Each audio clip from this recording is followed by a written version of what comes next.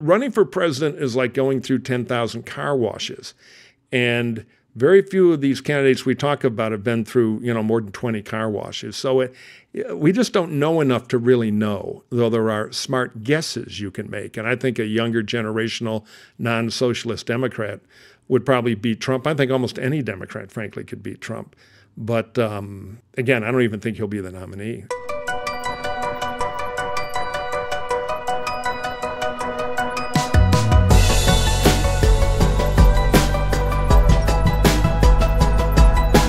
Was President Biden's State of the Union address last week the unofficial launch of his presidential campaign?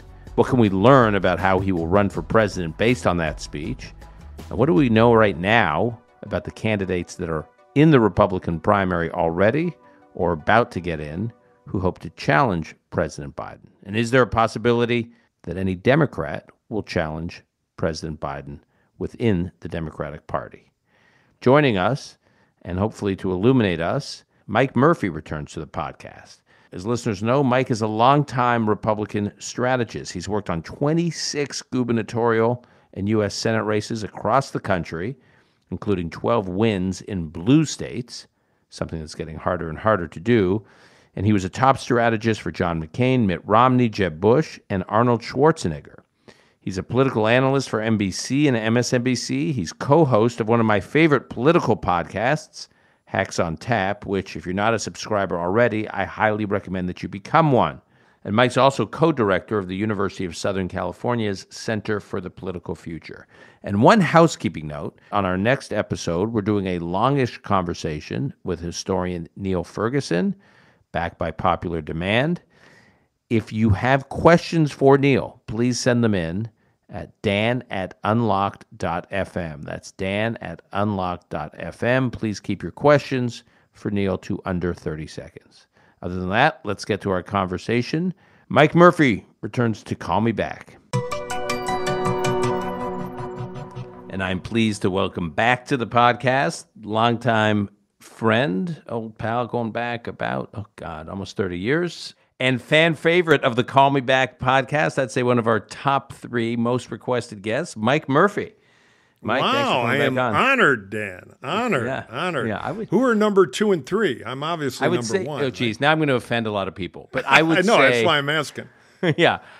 So there's more than 3 fan favorites. But I would say we get a lot of requests for Mohamed El-Erian, the market guru and a macroeconomist, for, and I hope someday, central bank Fed chair, and Neil Ferguson, the historian.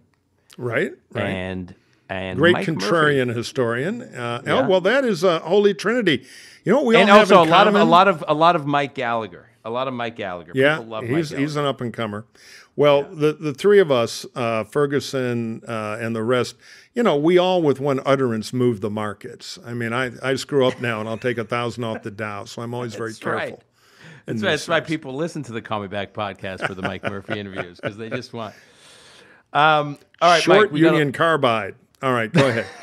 Okay. I'm joking, of course, but listen to nothing I say. The Call Me Back podcast is not responsible for the recommendations and forward. All right. Okay. I want to talk about, we're going to talk about 2024, the President's State of the Union address.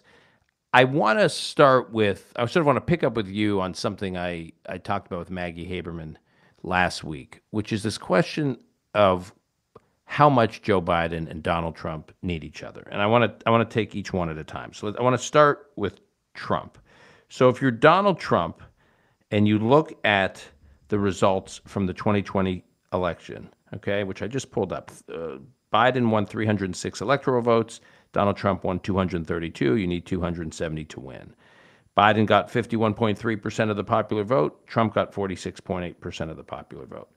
Biden got 81,284,000 and change votes. Trump got 74,224,000 and change votes. It's amazing that over 74 million people voted for Trump in 2020. And then you look at the state numbers, and that's the real, is Arizona, Biden won by a little over 10,000 votes. Georgia, he won by almost 12,000 votes. Pennsylvania, Biden won by 81,660 votes.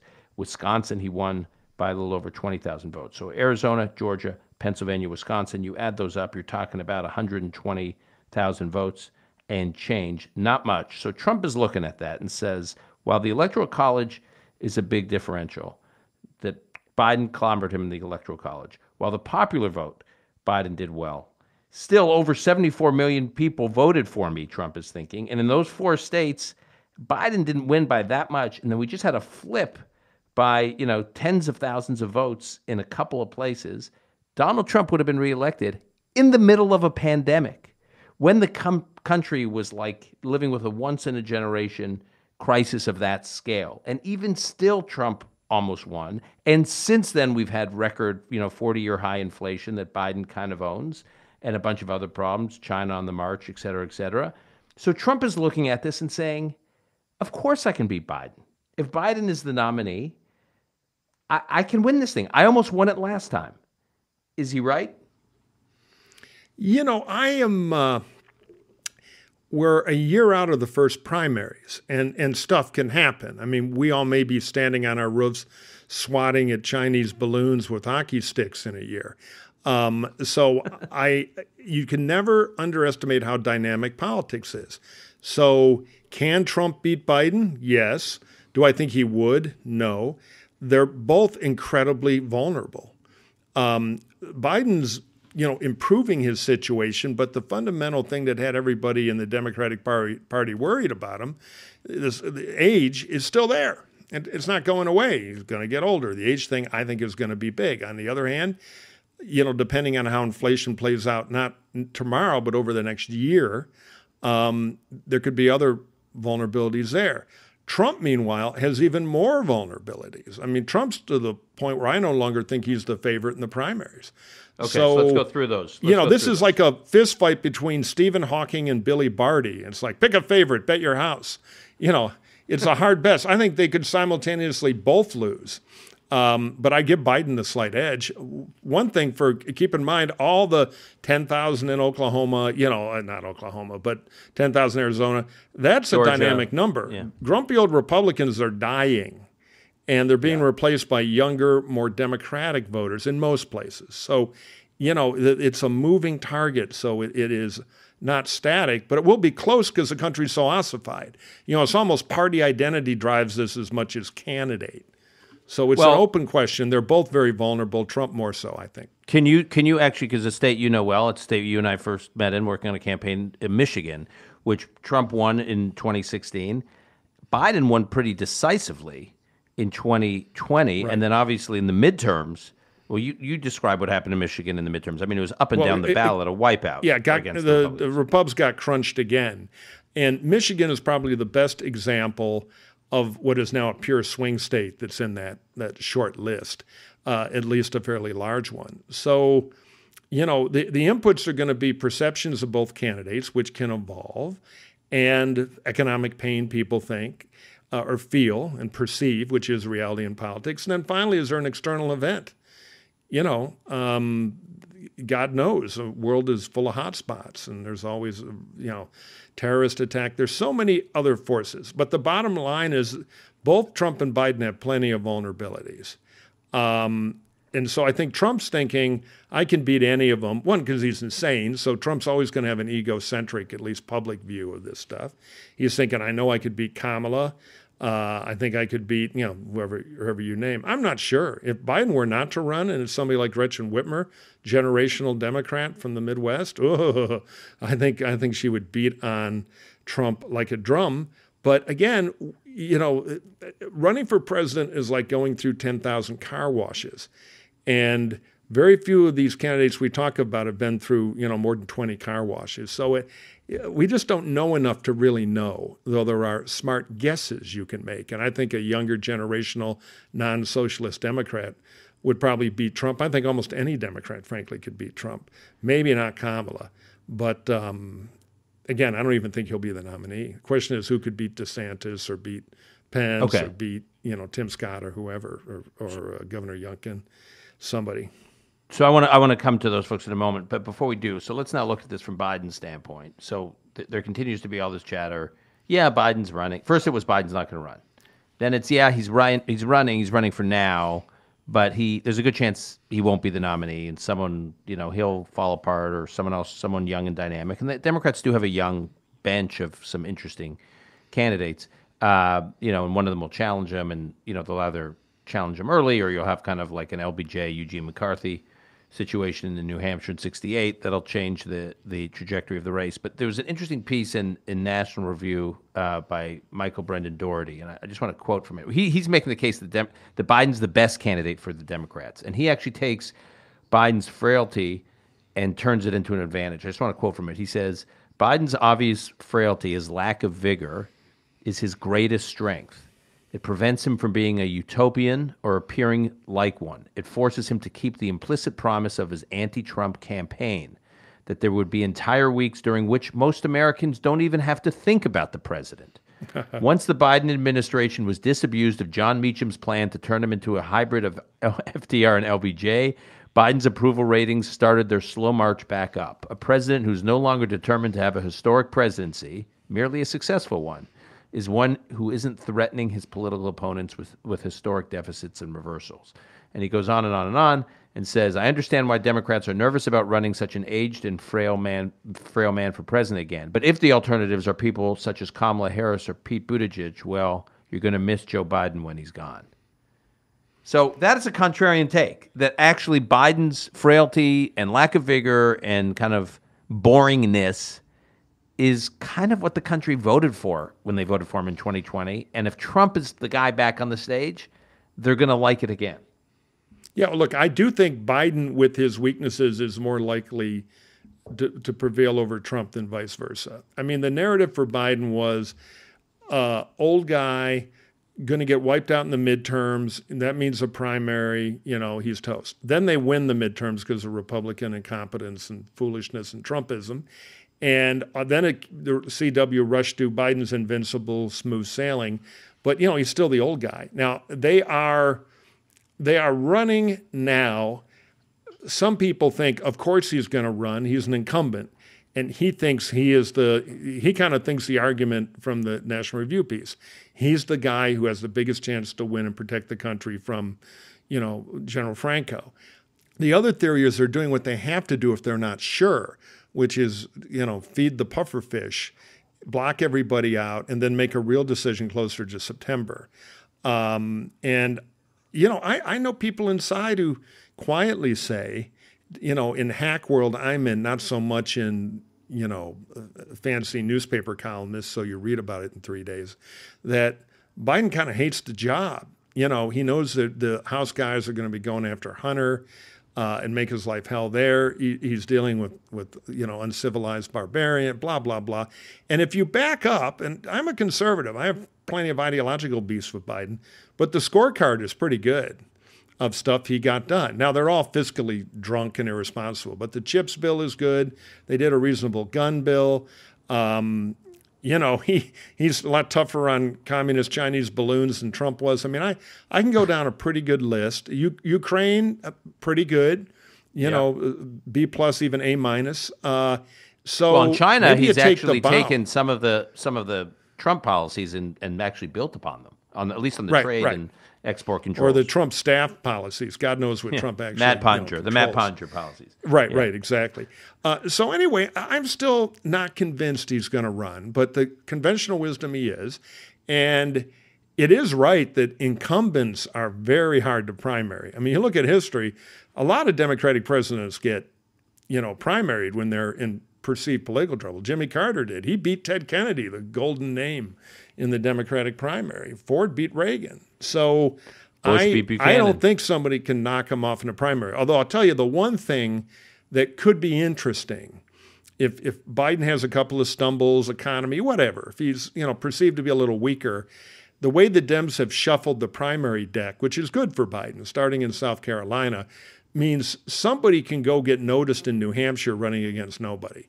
I mean, there's real room for somebody to go get 40% of the New Hampshire primary vote because Biden won't really campaign there. And if they hold it really early, they have kind of a crazy making a point primary, which their law requires. Well, Biden has a new calendar where if you go in front of South Carolina, you get no delegates. And if New Hampshire moves Right. up, it's totally telling the DNC, the Biden, everybody to stuff it. So they've opened a trapdoor there, not to get any delegates, but if Biden is in trouble, to make a huge media splash by, it's kind of a callback to the old days when a president like LBJ versus McCarthy won't campaign in a primary. It's undignified. And you go there and get your 22% against lightning bolt. So there's a little loose end there in the media narrative if Biden is in more perceived trouble at the end of the year than he is right now. Bottom line, Trump's a loser in the general. I won't say certainly a loser, but most likely. And part of the reason is he's not the same Trump. I mean, all the bad stuff is the same, but his skills at being a demagogue and manipulating the media have declined with age and, in my view, sanity. He's not out there talking about inflation and stuff. He's whining about how the election was stolen. He's having petty high school feuds on, Truth Social. Trump's lost his fastball as an effective demagogue, and that'll hurt him in the primaries. There's real fatigue, and you see it when you have New York Times had that piece, 60 out of the full 168, 60 RNC delegates, openly RNC members, questioning Trump. Members, That was like Kim Jong-il's cabinet a year ago. The great man can do. Now it's like, get the smothering pillow. Grandpa's got to go.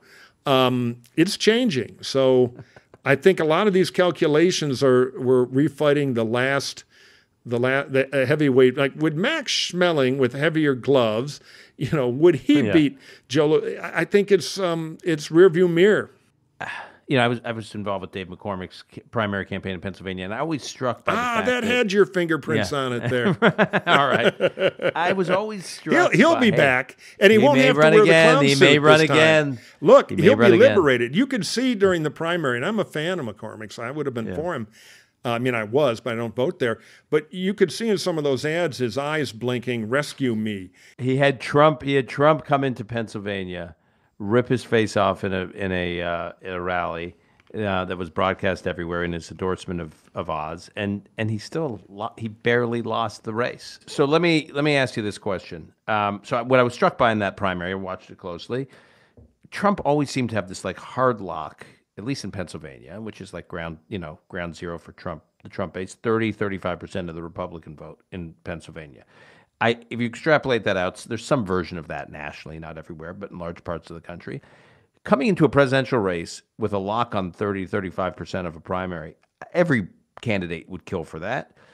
And the Trump people all say that. He comes in with this base. Is it a ceiling more than a floor? Yeah, I think so. And there's nothing to keep. It used to be 45%, by the way. Now say it's 33. Give it a year of failure, it'll get to 24. So there's a theory in a proportional, there's a theory that because our thing switches, our delegate system, our allocation goes from most primaries being proportional up till March, and then they all turn winner take all. So if you're the early head of steam person, you wipe out all your opponents because they don't get any delegates for second place. Democrats are mostly proportional, where you get a lot of delegates for second and third place. That's kind of the "we cried when old Yeller died" participation trophy view of how to do it. Pubs are all vicious social Darwinists. Now, I've argued publicly that we ought to go to proportional in the Republican Party to let the process go longer and test the candidates more and take away that bum rush advantage. But if Trump's 33 is down to 20 in a year, and at the current rate of decline, I think that's quite possible, and then he stumbles in an early contest or two, I think it is made out of balsa wood, not steel. Of course, there'd be a cult of personality at 10 to 12. But, you look at the polls in a place like Florida where there are two kinds of dog food on the menu. The dogs have tasted both. They go for the other dog food, DeSantis. So let's... At this early point, again, Can you do the proportionate voting? Because we've talked about that. So... The Republicans nominate differently than the Democrats, their process in the presidential, which allows a more elongated process for the Democrats. Well, the Democrat one goes on forever because it's very hard to amass delegates, because the second and third place people can get delegates because they're allocated proportionally in a given primary. The Republicans switch in March to a bias toward winner take all, which means you come in a close second, it doesn't matter. The plurality winner at 40% of the vote gets all the delegates. So we really reward the first place finisher. The Democrats don't. That's why the Obama-Hillary thing took 7 years. It just kept going. The Guam caucus, you fight for every delegate. Our thing turns into a sudden death kind of overtime. Mike Bloomberg, by the way, was very competitive in Guam. That was the only place he was competitive. Yeah. Anyways, a lot of new Cadillacs there on the island. So, and we're not going to change. I mean, there was a window at the beginning of this year to try, and there just wasn't. So what would have been the interest. effect of that? The effect of that would have been that even Trump, with his 30+% lock on the vote, means that other candidates running could start accumulating delegates. Yeah, he would accumulate delegates a lot slower, and accumulating delegates slower is another catalyst to make your 30 shrink to 25 to 20 because you start being a loser. People are saying, people tell me he's a loser. That's what I'm hearing. Very sad. And Trump, it would have helped melt Trump quicker. Now, again, the Trump people are arguing it's 2016 again and we're going to win. Well, yeah, we'll see. I think it's a lot more dynamic than that. And it's too late now to get the RNC to change these rules? Yeah, it's always hard to get these things done. I think if DeSantis had been on board and Pence and the other people who have a knuckle, with him being the flavor of the moment, it could have been done. But it's I think it's technically very, very hard to do now. It was really something to do in the very beginning of the year or end of last year. The process is designed to be very hard to make a late change to. So that little tweak of the system that could have been bad for Trump isn't there. But I don't think it's the one material thing. If they really want Trump, the process will deliver him. But what has changed is there are other candidates now. Nobody's intimidated. The polling shows a decline. And the media narrative on Trump is bad. Even on Fox, he's shrinking. Yeah. He's a loser. Try running in national politics as a proven loser. So let's talk about that. So the candidates that are interesting, that people are talking about, let's just, you rattle off the ones that you think are most compelling, and I know all of them really are untested. Yeah. All right, but go ahead. Yeah, well, so obviously Trump, the kind of slowly rotting fish in my view, but, like a whale dying on the beach, there's a lot of mass there. And he's got to be considered a tier one candidate, even with all the weaknesses, including the FEC report. I'm sure you saw that. Where he's not raising money. Yeah, and a lot of the big super PAC donors are evaporating. I keep an eye on FlightAware because I like to see where the Yulene's plane is going. Massive donors from Wisconsin. And it's been to Tallahassee.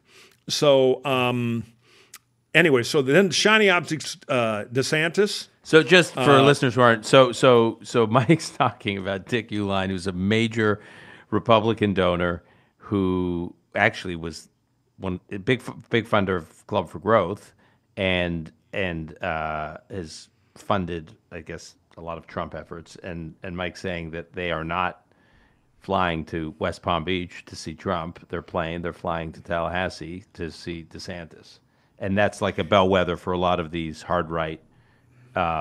Big check writers to super PACs. Yeah, that's one of 1,000 indicators. All right, so who's out there as a possibility? Obviously, a lot of the talk now, which again could be premature, but when you're governor of Florida, you start with a lot of resources, and he has a tremendous cash reserve in the bank, is DeSantis. Now, on the other side of the equation, never had a tough race, too easy opponents, blah, blah, blah. But he is out there and he's big. And in places like Florida where they know him both, and even New Hampshire, he's leading in the very early, somewhat misleading polls. But he is the other big player right now.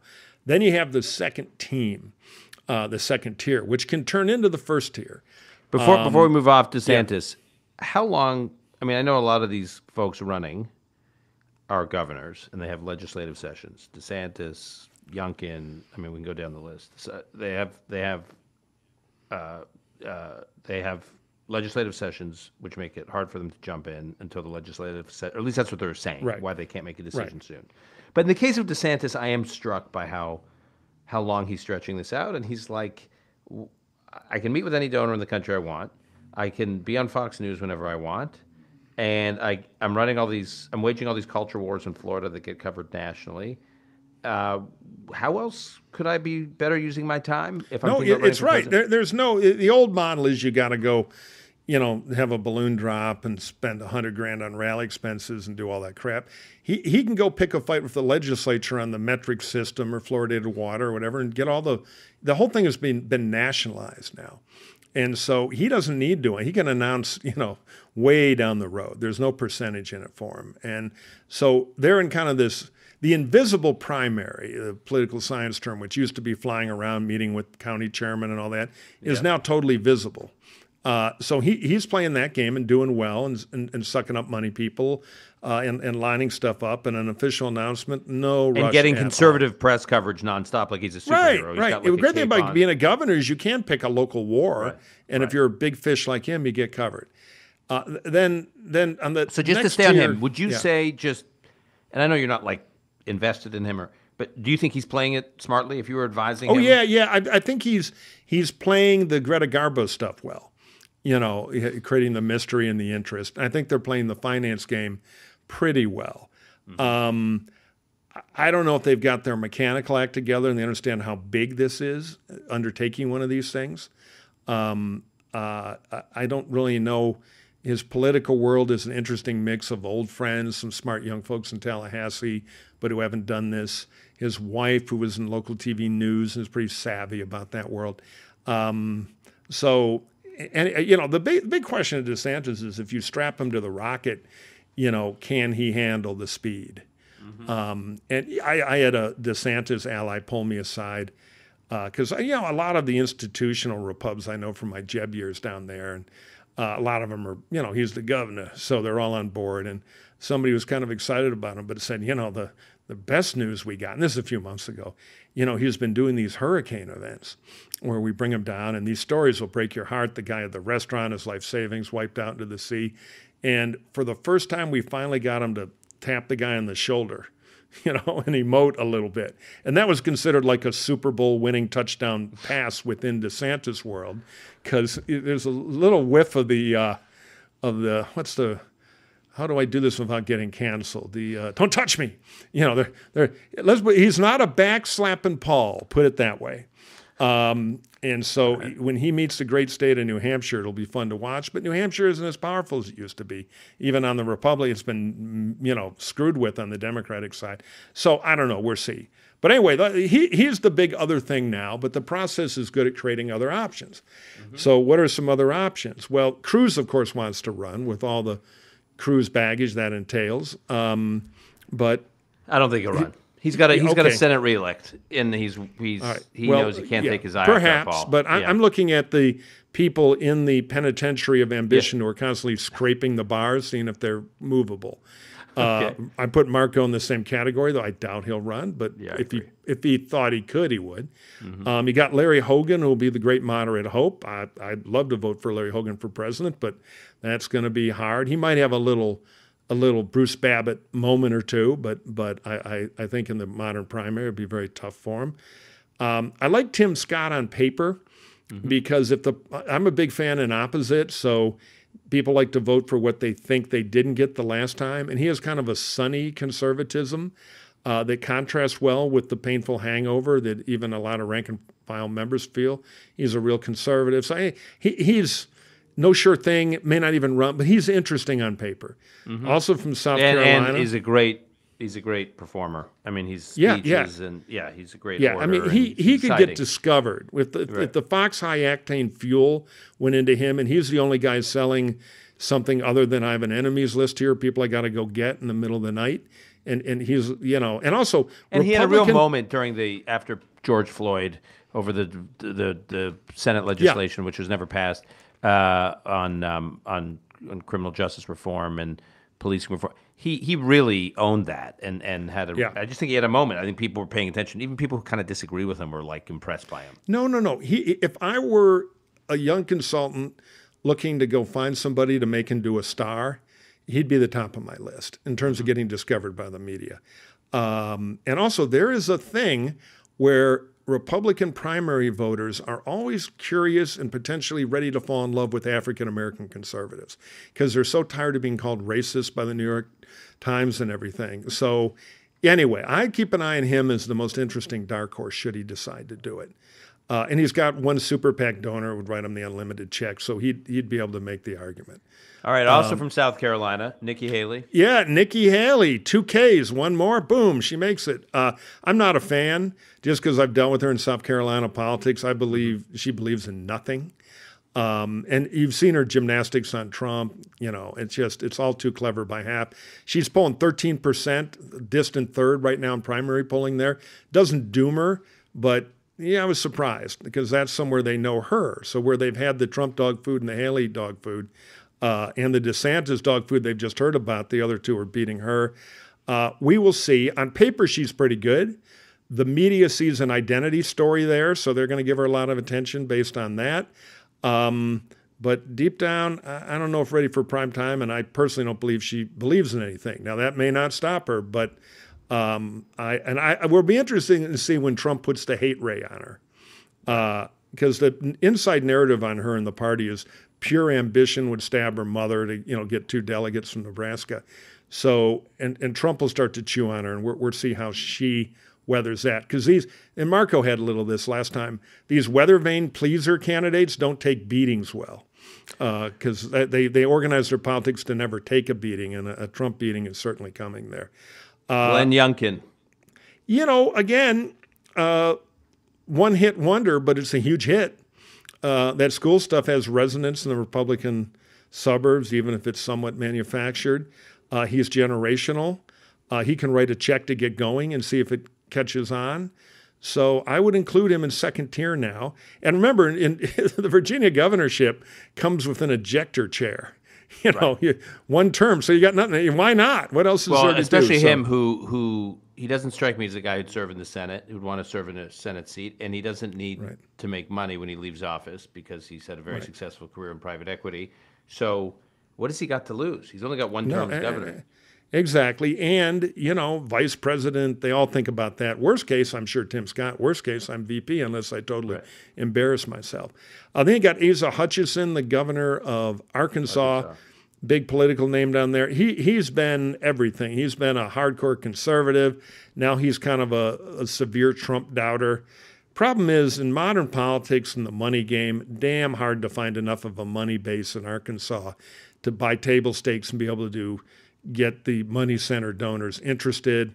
Not sure what his path is, but he's got nothing else to do, and he'll run. And there is some money for somebody with his pitch. Or C, but I don't think he brings nearly the horsepower to the race as some of the others do. Trump administration alumni like Mike Pence and Mike Pompeo? Well, Pompeo's the interesting one. He's been a member of Congress, so he has some idea how this election stuff works. Doesn't have a lot else to do. I don't see a natural base or any of that, but not an idiot. Interesting resume.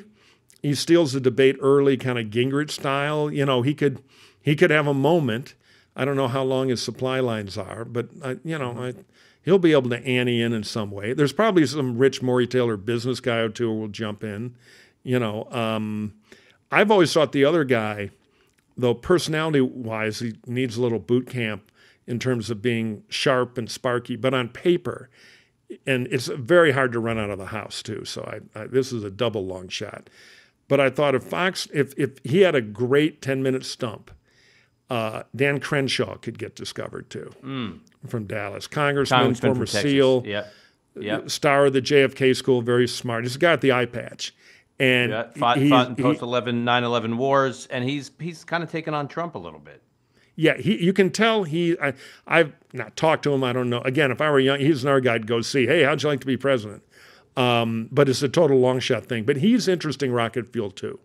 And I think our primary electorate, most of it, well over 2/3, is looking for a new, shiny, exciting, winner-looking candidate who doesn't trip ideological lines that scare him away like a Hogan might. Do you worry, we've rattled off a bunch of interesting candidates. Do you worry that they all run and we wind up with the Trump situation like 2016 where it's, Trump and a whole bunch of people carving up little pieces of what's left and he wins for the reasons you said earlier, that he could, with a plurality of the vote, he can just start, racking up delegates. So yeah, no, yes. I do. That's why I wanted the proportional delegates to give the thing longer to kill the little fish. Because most little fish are like, yeah, I'm willing to drop out after I lose a few contests. And next thing you know, you're in winner take all.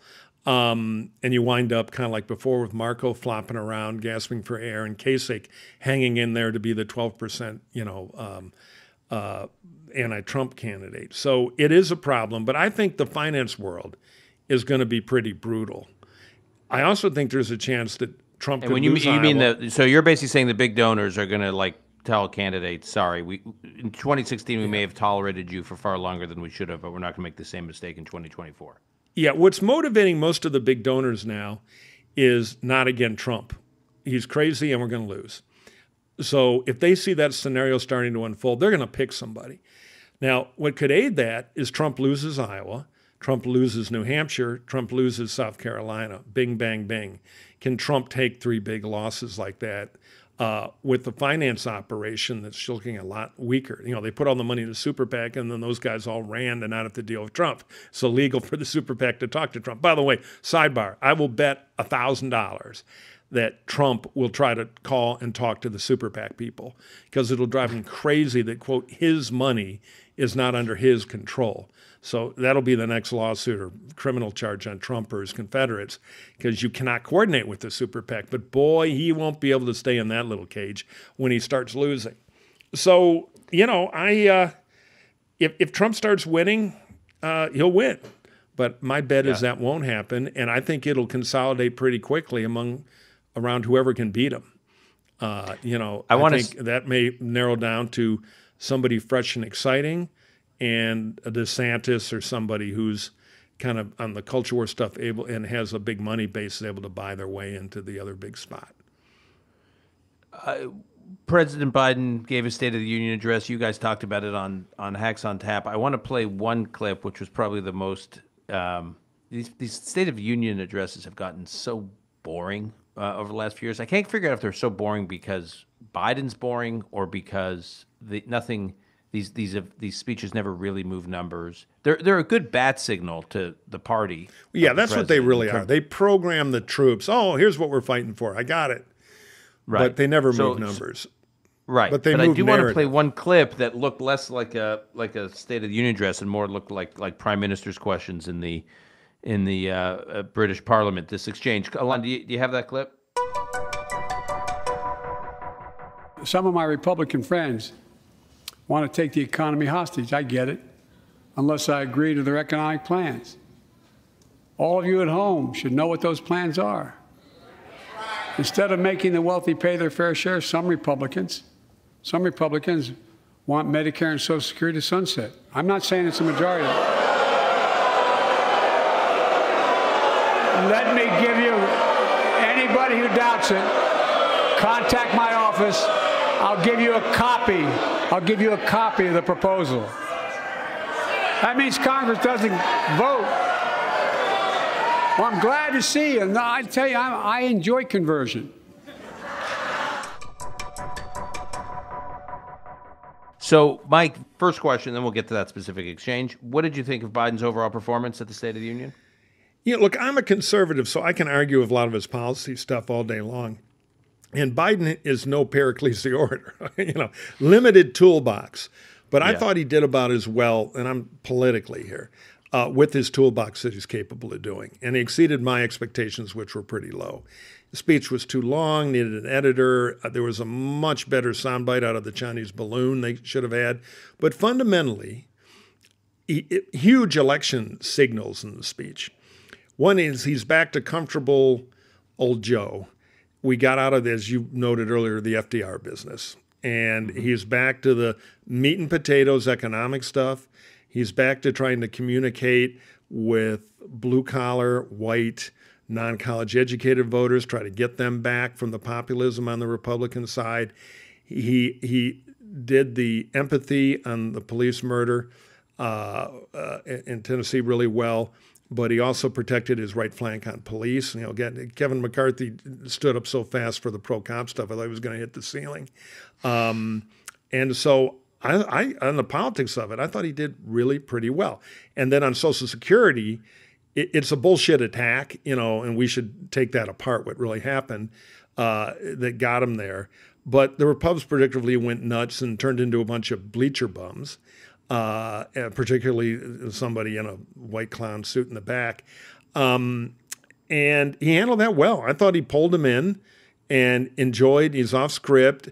And after, okay, we're all for Social Security. Thanks, we agree, and locked him in. So I thought they took the bait there. Well, because that attack drives him so crazy, and it is disingenuous. One crank Republican senator.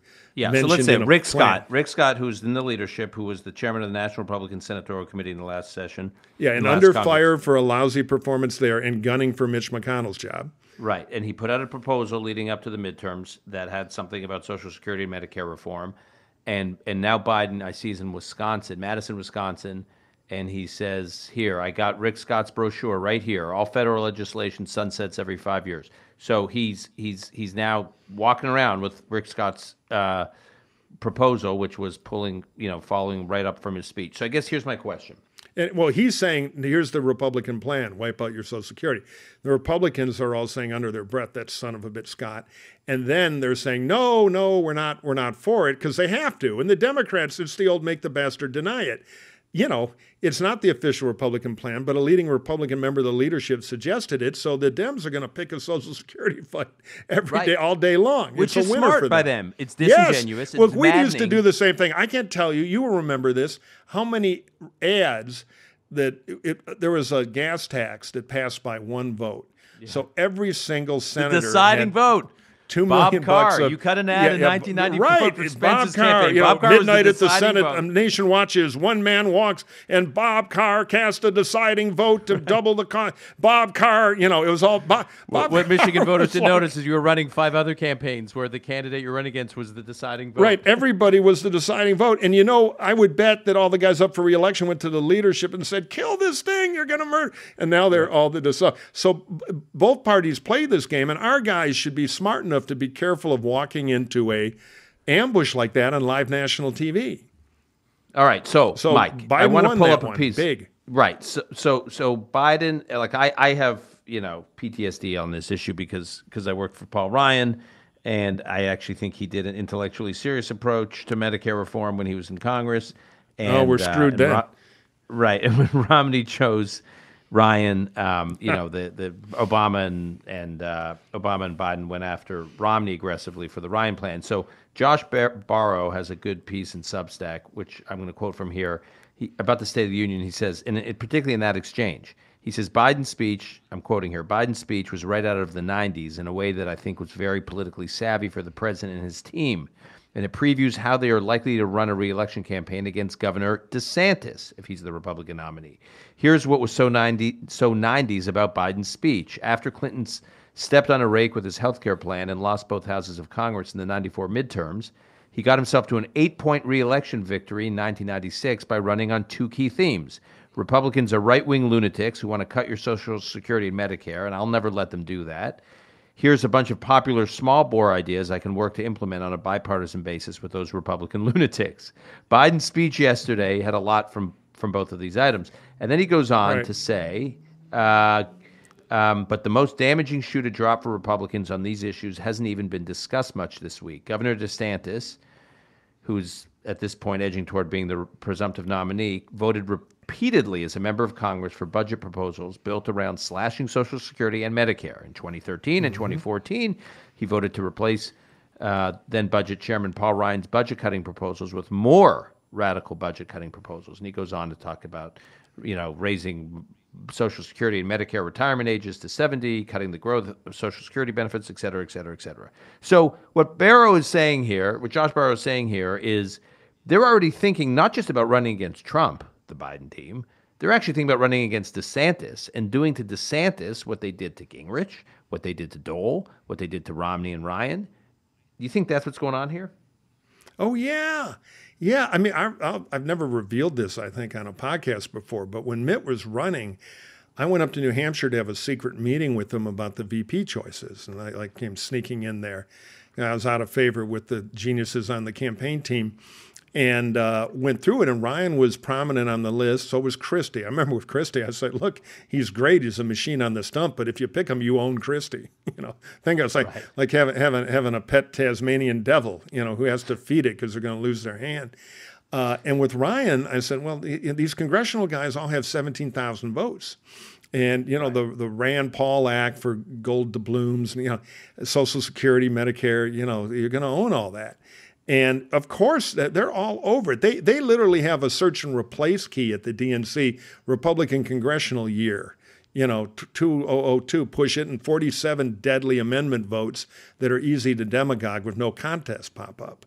A context, excuse me. So, they're going to be all over. Look, they're going to run the race of Joe's done a good job on big middle-class stuff, and he made sure you don't have to pay that extra fee at the motel to have a room next door.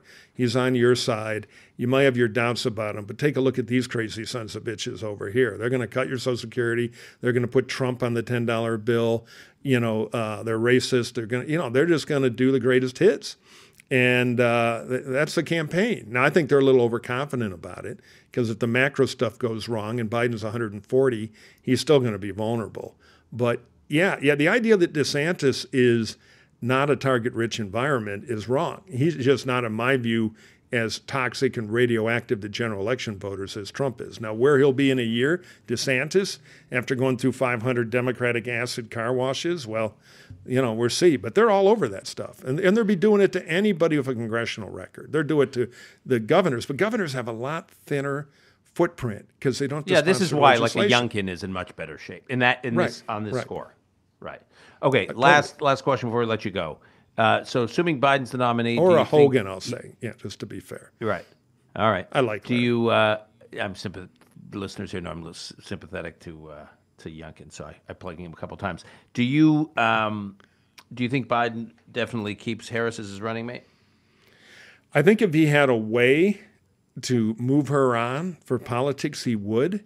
The smart move, I think, within the identity realities of the Democratic Party would be to switch her out for Warnock, who's 1,000% better candidate.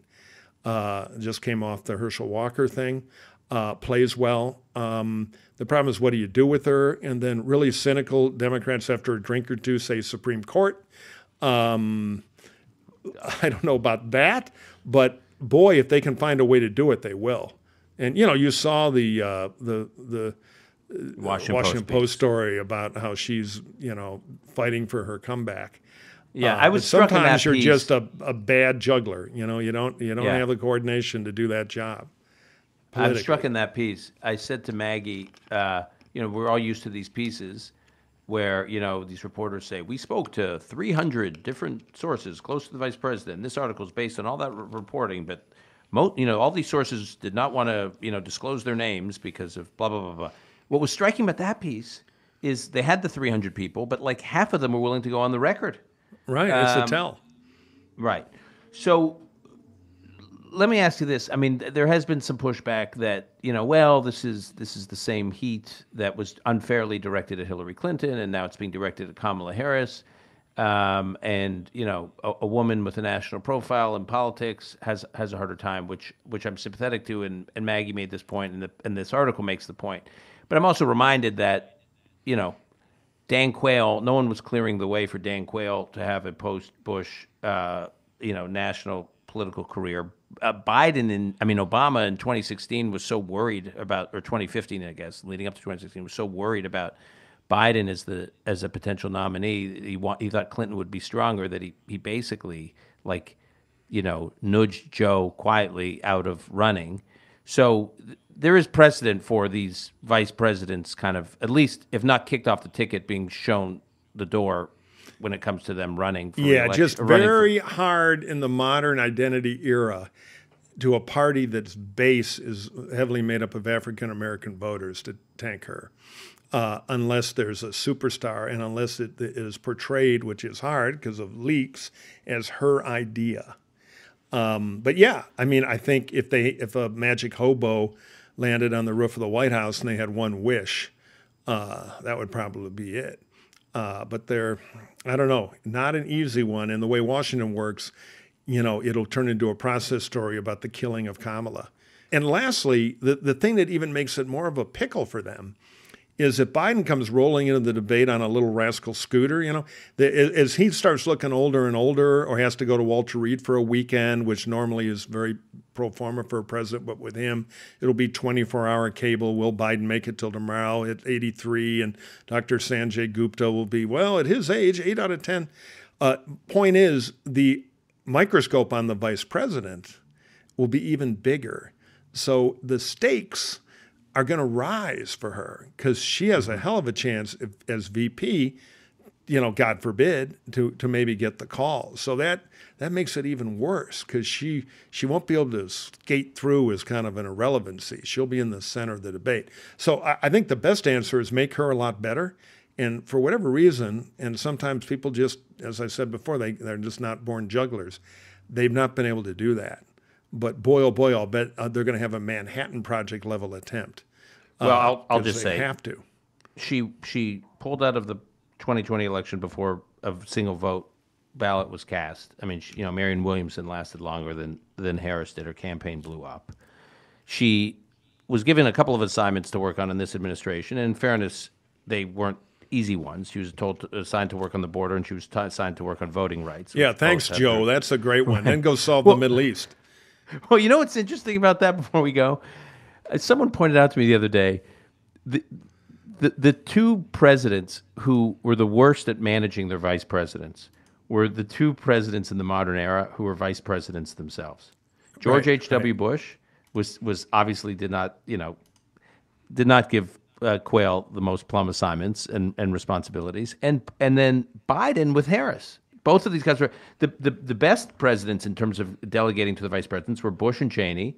Clinton and Gore, where actually Clinton gave Gore real stuff to work on. But it's interesting, these two guys who were actually vice presidents themselves aren't that interested in giving much responsibility. And it's a bipartisan thing. Remember poor Hubert Humphrey? It's just like, they made a career out of torturing that poor decent man. So yes, that is an interesting observation, and that's one of the big loose ends of this whole thing. What do we do about Kamala?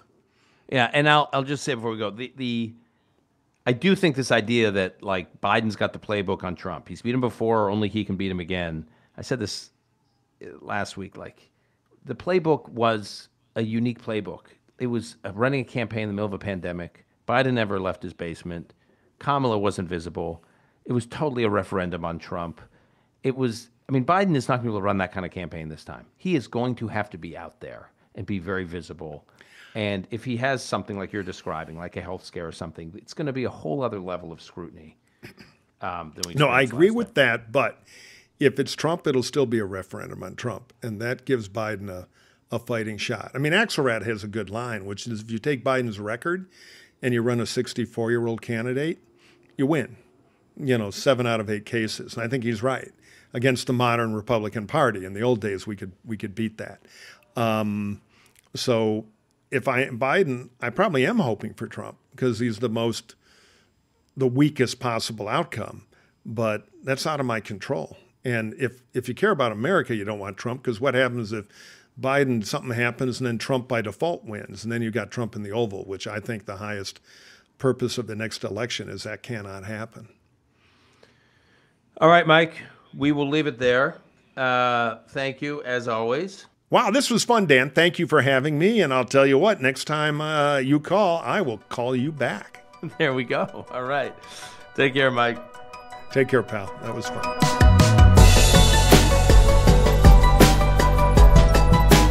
That's our show for today. To keep up with Mike Murphy, you can follow him on Twitter. That's @MurphyMike. And you can also subscribe to Hacks on Tap, his podcast. And be sure to send us questions for Neil Ferguson.